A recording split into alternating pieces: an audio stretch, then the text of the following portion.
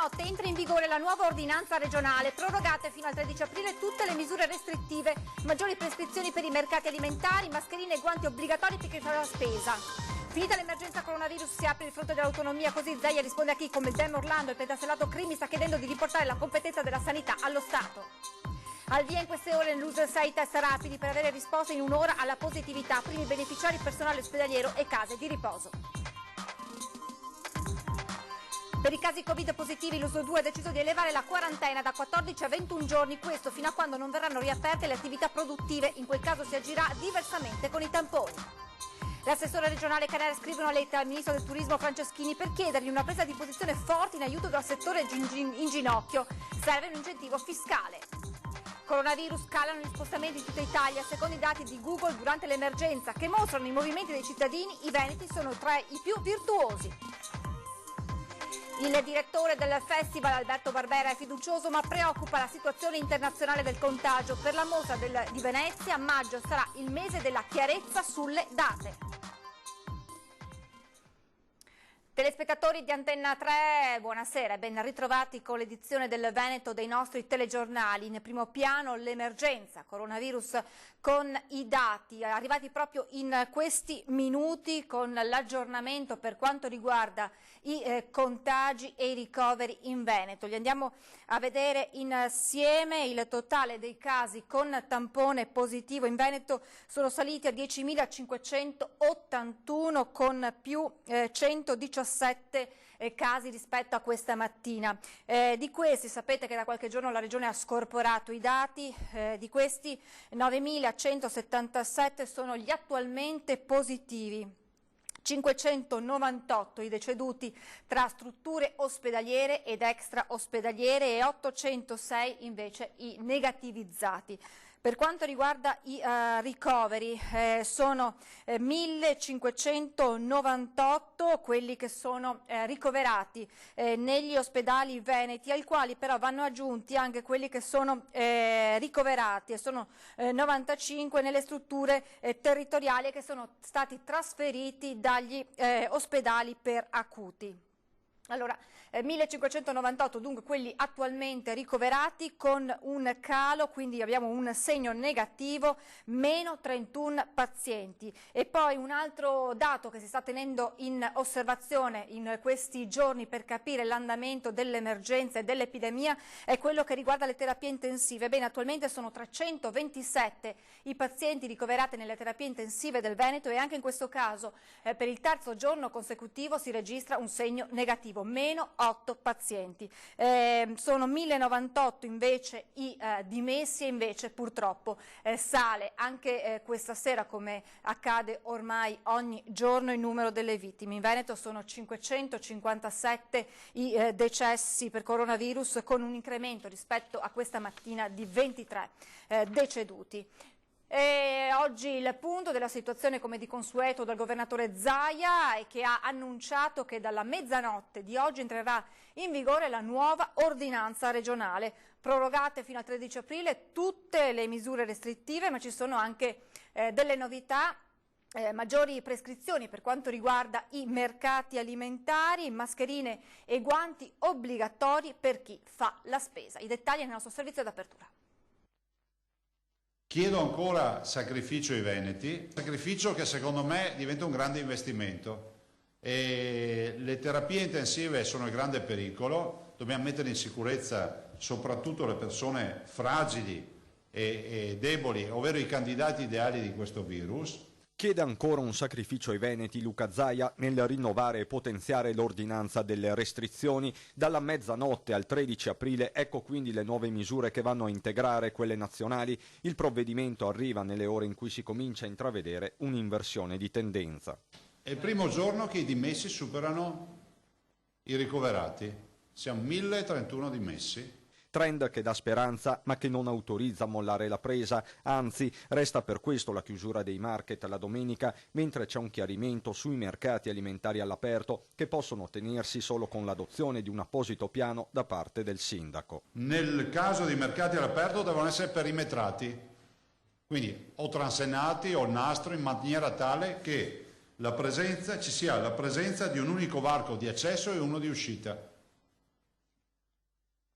Quindi se sono su una piazza, noi abbiamo anche valutato l'idea di chiuderli, però ci sembrava un brutto segnale e un disservizio ai cittadini, soprattutto pensiamo ai pensionati o quant'altri, che magari anche nei paesetti, potrei anche citare un esempio, hanno solo quello per rifornirsi dell'alimentare.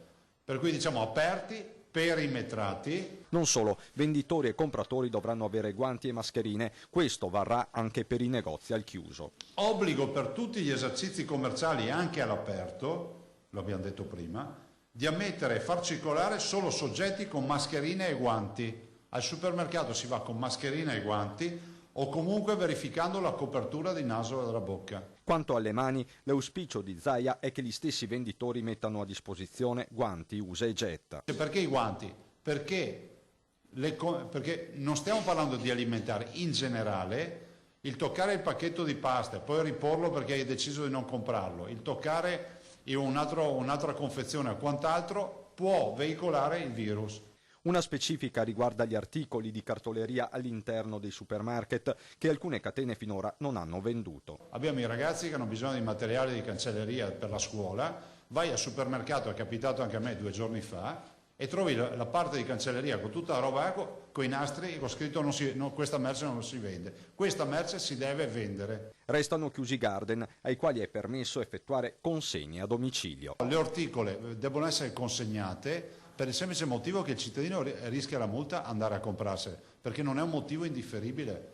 Guardate, abbiamo fatto una verifica giuridica, infatti forse è l'unica vera grande incoerenza è quella del garden aperto e del fatto che tu non puoi andare a fare l'acquisto perché comunque non è motivo indifferibile. La manutenzione delle aree verdi, pubbliche e private, è consentita per gli interventi più urgenti quando in ballo c'è l'incolumità personale e del patrimonio arboreo, anche delle aree turistiche. È il caso dei camping che si preparano per quello che resterà della stagione turistica. Un chiarimento atteso riguarda i famigerati 200 metri che dovranno essere calcolati in linea d'aria. Abbiamo specificato anche un aspetto che è il raggio 200 metri, perché ho visto dei verbali che dicono sì, è vero che era 200 metri di casa, però doveva fare 400 metri di stradina per arrivare a casa.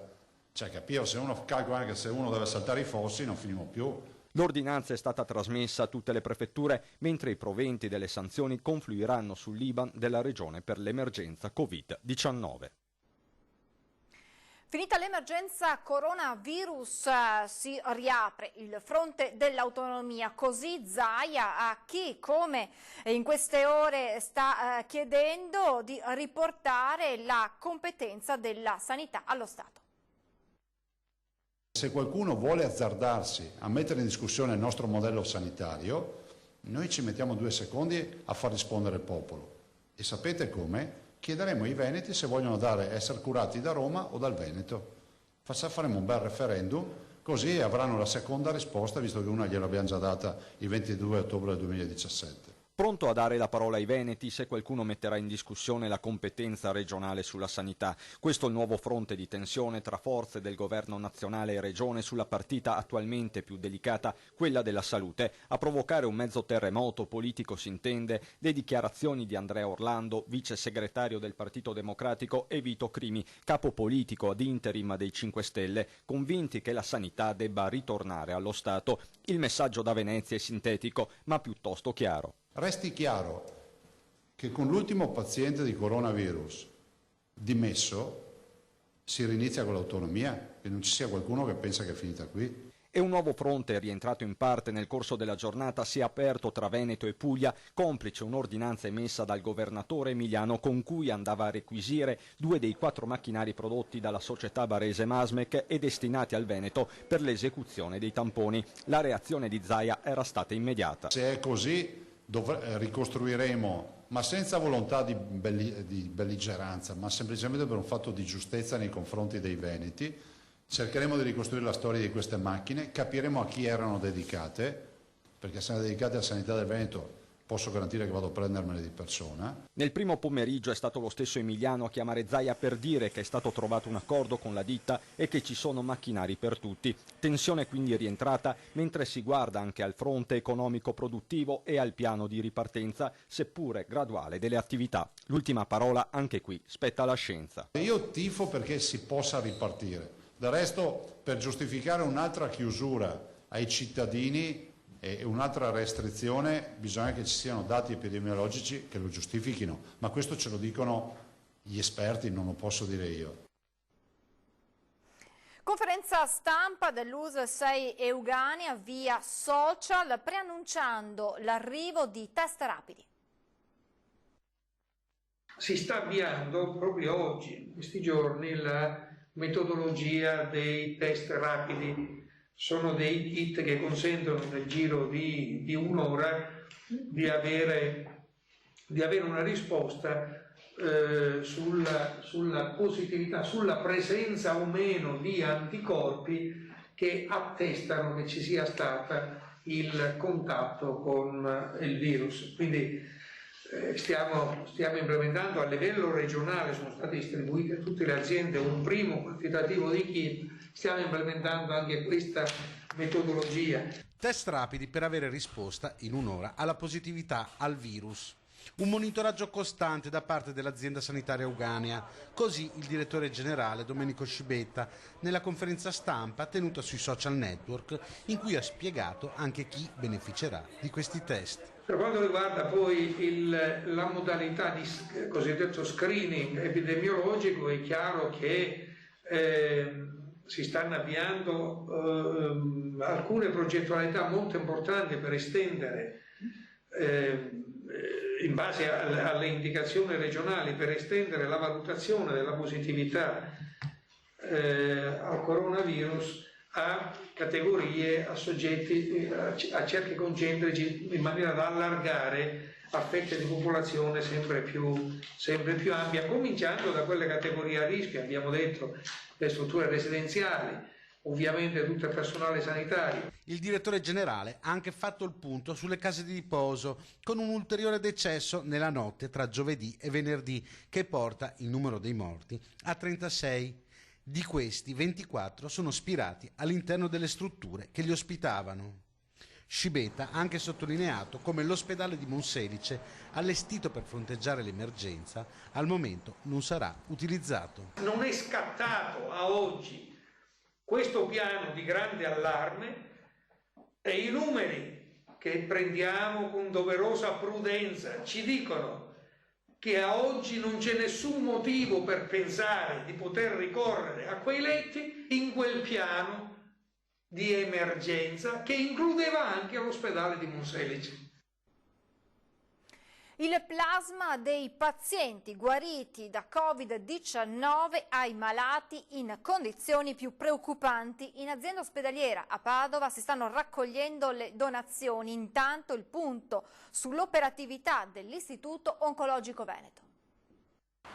Meno accessi in pronto soccorso, diminuzione dei posti occupati nelle terapie intensive, ma non si abbassa la guardia. Continua l'impegno degli operatori sanitari dell'azienda ospedaliera di Padova, dove si sta lavorando per usare il plasma di pazienti guariti dal Covid-19, che ha un'elevata quantità di anticorpi per combattere il virus sui malati in forma più severa. L'efficacia di questo plasma è stata confermata anche recentemente da un confronto che abbiamo avuto con i colleghi di Wuhan quando sono stati ospiti da noi, e anche loro hanno già avuto questa esperienza positiva sul piccolo cambiamento di pazienti che è già stato pubblicato, e proprio in base a questo l'hanno esteso a oltre 300 pazienti, i cui dati saranno disponibili per tutto il mondo a tempi molto brevi.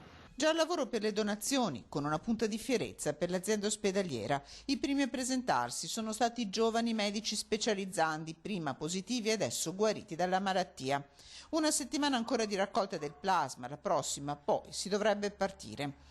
Operativo a pieno regime anche lo IOV, dove non si fermano visite, servizi di radioterapia, chemioterapia e medicina nucleare nelle sedi di Padova e Castelfranco Veneto. Posticipate alcune attività differibili di follow-up a distanza e mappature dei NEI, fermata l'attività degli ambulatori di libera professione. Sul sito dell'Istituto Oncologico è possibile identificare la mail con cui accedere per inoltrare anche esami e chiedere consulenze al proprio oncologo di riferimento. Sono state adottate limitazioni negli accessi per la tutela di tutti, attivata la consegna a distanza di farmaci in tutta Italia, la prima a una paziente dello IOV in Calabria. In questa emergenza è stato un vero e proprio caso. Ancora buone notizie dalla casa di riposo di Merlara, al terzo giorno consecutivo senza nuovi decessi. Nessun nuovo decesso, fermi a 22 gli anziani ospiti della casa di riposo di Merlara che non ce l'hanno fatta a superare il coronavirus. Qui si torna a sperare, una grande mano è arrivata dall'esercito, racconta il sindaco Claudia Corradin. L'aiuto dell'esercito è fondamentale e questo insomma ci piace molto. Ieri poi è venuta anche la task force della regione per conoscere meglio la realtà e aiutare a fare questo piano regionale per i pensionati. Una visita per conoscere, capire, confrontarsi e avere strumenti per preparare il piano regionale per superare l'emergenza nelle strutture che accolgono anziani. Procedono anche i tamponi. I tamponi si stanno facendo, molte persone vanno a Este a farli, quindi presso una struttura ospedaliera più vicina, ma continuano a farli anche all'interno della struttura. In attesa del tampone anche il sindaco Corradin, che ha contratto il virus ed è in isolamento. Nessun problema per ora con i dispositivi per gli operatori. Abbiamo avuto una grandissima emergenza subito, però adesso un po' sono stati acquistati dal pensionato e molti ci vengono offerti da persone generose. Per il momento, per quanto riguarda i presidi, andiamo abbastanza bene. Diversa invece la situazione nella casa di riposo di Asiago, dove la situazione si aggrava di giorno in giorno. Sono tanti i casi positivi all'interno della piccola casa di riposo di Asiago, che ospita 60 persone, 26 per la precisione, ma pare con sintomi lievi, mentre sono in corso altri tamponi. Gli infermieri presenti sono 4 su 7, fanno turni massacranti da 12 ore, assente per precauzione anche il direttore, mentre il presidente della casa di riposo, Carlo Arduini, è costretto a fare da centralinista con il personale amministrativo a casa. Siamo molto preoccupati sulla situazione attuale, anche perché tra i positivi ci sono anche parecchi operatori, per cui abbiamo una forza lavoro praticamente dimezzata in questo momento. Come comunicazione con i familiari, a che punto siete? Allora, la comunicazione con i familiari è un po', in questo momento è un pochettino rallentata, anche molto rallentata, per fondamentalmente due motivi. Il primo è che noi, essendo una casa di riposo piccola, abbiamo poco personale anche amministrativo. In questo momento non sono in servizio i tre del personale amministrativo, ne sono di 3 per motivi precauzionali e di altro genere, per cui attualmente sono io che sto cercando di sopperire un po' a questa, diciamo così, mancanza, cercando di fare il centralinista nella segreteria della casa di riposo. Anche Bortolo Simoni, commissario straordinario dell'ULSS 7, da noi interpellato, ci ha detto che proprio oggi nella conference call con le case di riposo ha ribadito l'intenzione nel caso di Asiago di dare sostegno, mandando personale sanitario qualora la situazione precipitasse ulteriormente, e il sindaco Roberto Rigonisterna ci ha comunicato di aver allertato la prefettura ieri segnalando il caso. A tal proposito saranno in arrivo 3 croce rossine della provincia di Vicenza in quella struttura, che è stata tuttavia la prima a recepire le direttive della chiusura della struttura alle persone in visita parentale. Per i casi Covid positivi, l'ULSS 2 Marca Trevigiana ha deciso di elevare la quarantena da 14 a 21 giorni, questo almeno fino a quando non saranno riaperte le fabbriche, perché in quel momento entreranno in gioco i tamponi per testare l'effettiva negatività del paziente. Tamponi che invece sono già attivi per quanto riguarda il personale sanitario, con un doppio test per permettere il rientro al lavoro, perché la loro presenza è fondamentale.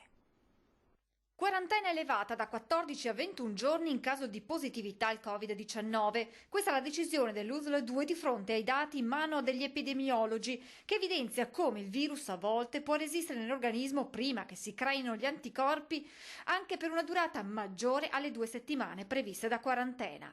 Per il resto, chiamiamolo così, delle persone, finché ovviamente non cambieranno le ordinanze, abbiamo spostato a 21 giorni. Perché? Perché abbiamo visto che la media facendo il tampone a 14 dei soggetti, la media di questi risultavano spesso e volentieri ancora positivi. Questo fino a quando le attività produttive rimarranno chiuse. Quando poi ci sarà un nuovo decreto che disporrà la riapertura delle fabbriche, in quel caso si provvederà entro i 14 giorni a sottoporre i positivi ad un secondo tampone che ne attesti la negatività.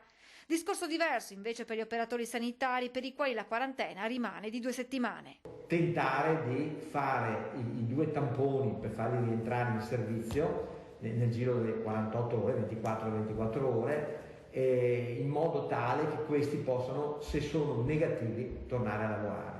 Intanto continua l'operazione tamponi con gli esiti ad oggi di quelli effettuati dal personale dell'USL 2. I positivi sono all'oggi 161, sono rientrati in servizio 56, ancora in quarantena sono 105. Dei 161 positivi, 28 sono medici, 68 infermieri, 45 OS, 7 studenti delle professioni sanitarie, 4 ostetriche e ancora 3 specializzandi, 2 fisioterapisti e un amministrativo. Ai tamponi si affiancano ora anche i test rapidi, per i quali il direttore generale Benazzi ha voluto fare subito una precisazione. Sul mercato ne esistono di vari tipi, più o meno affidabili, ha sottolineato. Quindi il dottor Rigoli ha testato 3-4 tipologie di queste, noi abbiamo comprato, la Regione Veneto ha comprato i test affidabili. Poi, in base alla risposta anticorpale, si saprà come agire.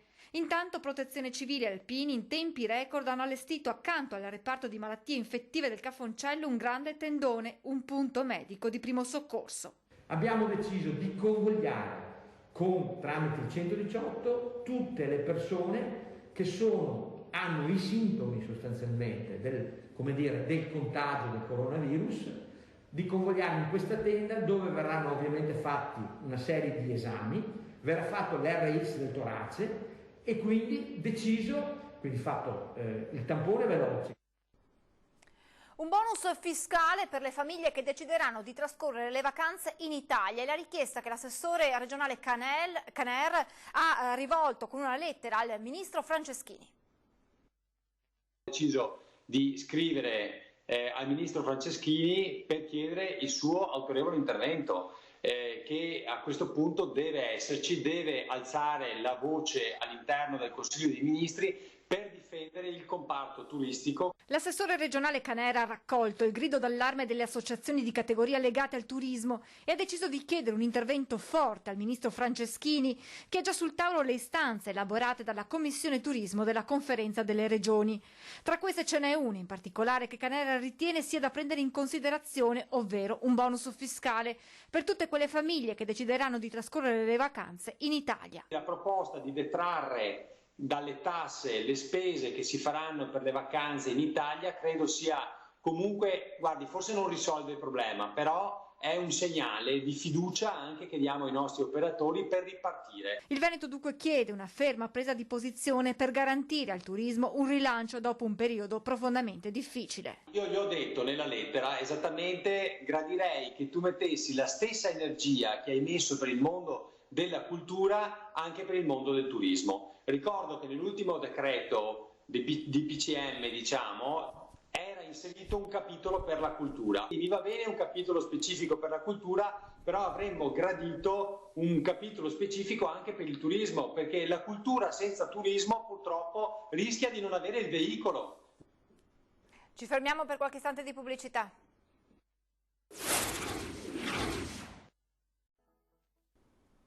Rieccoci in diretta. Durante questa emergenza sono calati gli spostamenti in tutta Italia. Secondo i dati di Google che mostrano i movimenti dei cittadini, i veneti sono i più virtuosi.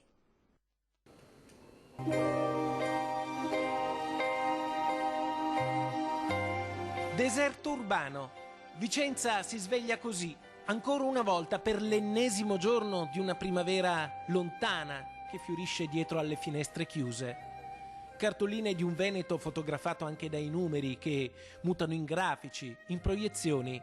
Nella società informatica i report di Google mostrano come si siano modificati gli spostamenti.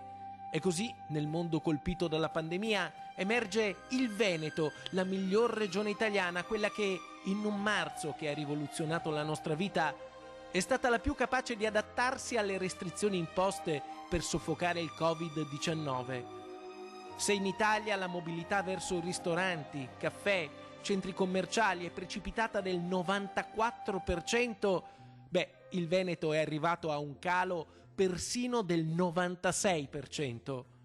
Se nel paese la mobilità verso mercati, alimentari e farmacie è scesa dell'85%, in Veneto è calata addirittura del 95% e del 91% verso i parchi, quando a livello nazionale la media segna un meno 90%.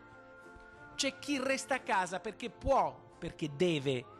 C'è chi invece si muove perché una linea vitale minima bisogna sostenerla nelle attività, nella produzione.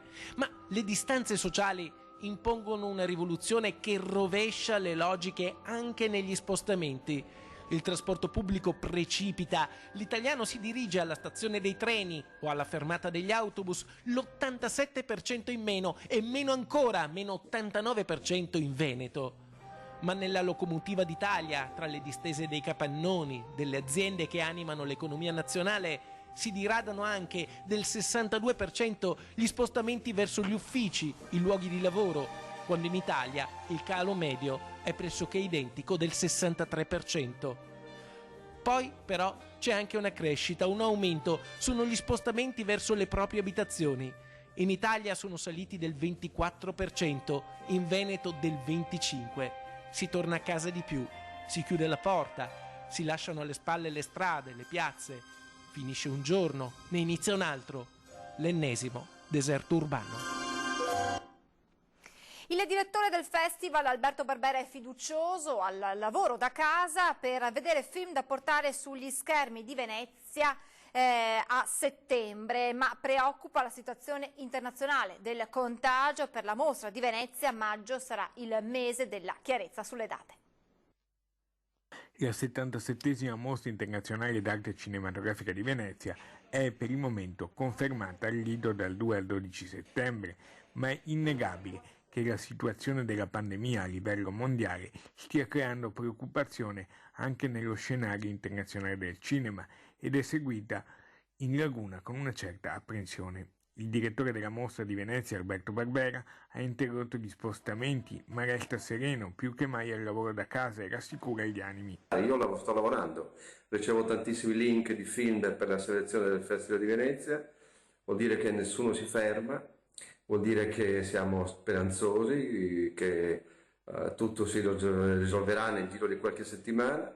La mostra del cinema per fortuna è prevista a settembre, quando il coronavirus sarà, speriamo, soltanto un bruttissimo ricordo, però felicemente risolto. La preoccupazione comunque c'è anche per la mostra di Venezia.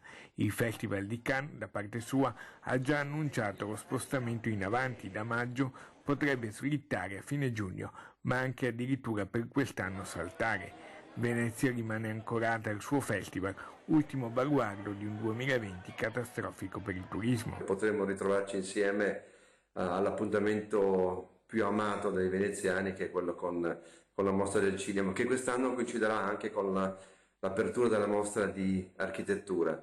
La Biennale è nel cuore di tutti, non soltanto dei veneziani, e ci auguriamo che questo appuntamento di settembre possa funzionare anche come momento di ripartenza gioiosa, condivisa, legata alla cultura, che è quello che ci può salvare anche nei momenti più bui, più difficili della nostra esistenza. Un quadro più chiaro si potrà avere solo a maggio. La diffusione del virus potrà far fare delle valutazioni anche sugli spostamenti dei divi, attori e registi di Hollywood, ma i film da visionare già oggi non mancano. È tutto, vi lascio le previsioni del tempo, grazie per averci seguito, buona serata.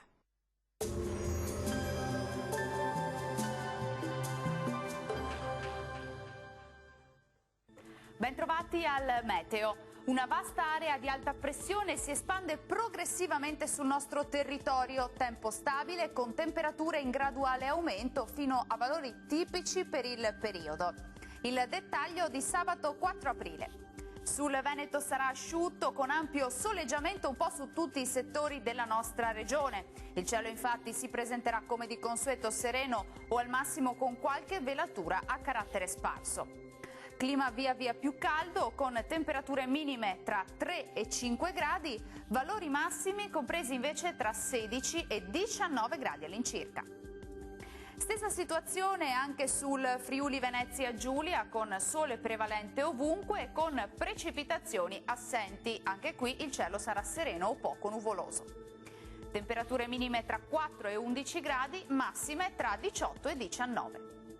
Uno sguardo infine alla situazione del Trentino Alto Adige. Sarà soleggiato anche qui, solo con qualche locale addensamento, ma senza ulteriori conseguenze. Temperature minime intorno ai 4 gradi, massime fino a 19 gradi. Dal meteo di Antena 3 per ora è tutto. Grazie per l'attenzione e arrivederci.